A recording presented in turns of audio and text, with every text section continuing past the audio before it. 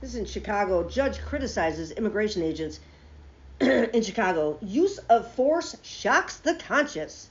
Judge Sarah L. Ellis said she saw little reason for the use of force that the federal agents are currently using, and said that Gregory Bavino, a Border Patrol official, had lied about his use of tear gas in Chicago.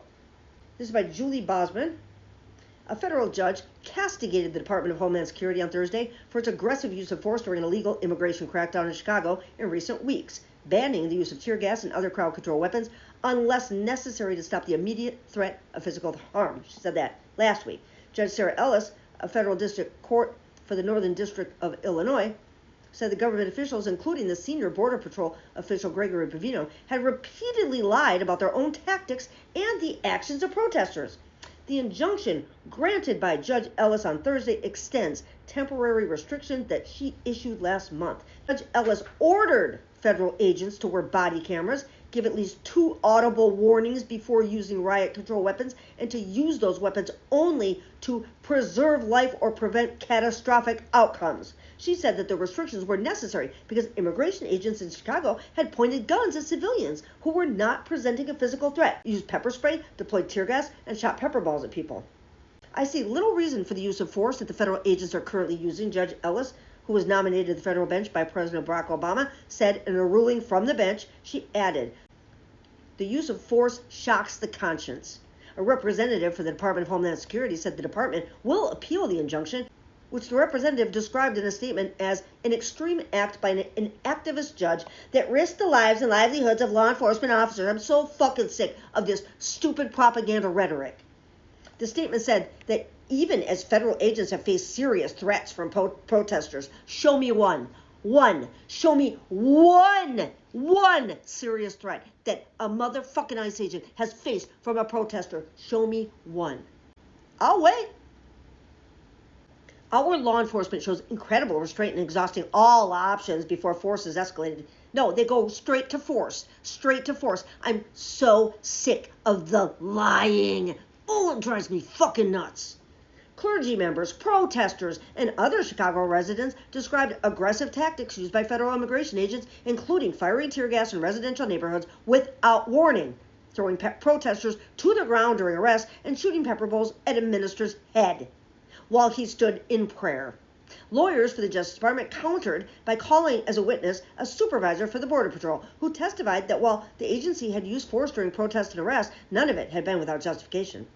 Mr. Bavino, the Border Patrol official who's been leading this year's operation in Chicago and Los Angeles, appeared on video in a taped deposition, during which he said that all of the use of force by his agency officers has been more than exemplary.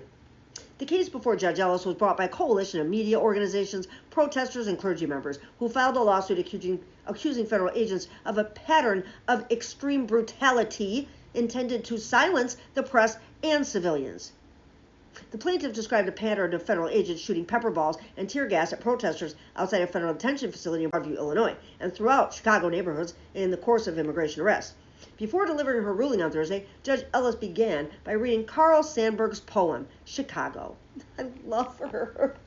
And then describing the city that she knows, a vibrant place brimming with vitality and hope, where neighbors watch out for one another, help children cross the streets, and gather on lawns to listen to jazz on summer evenings. The government would have people believe instead that the Chicagoland area is a vice hold of violence, ransacked by rioters and attacked by agitators.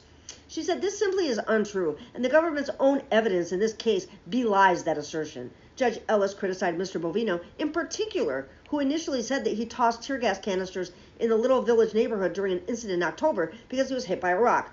He then backtracked after video evidence did not support that account.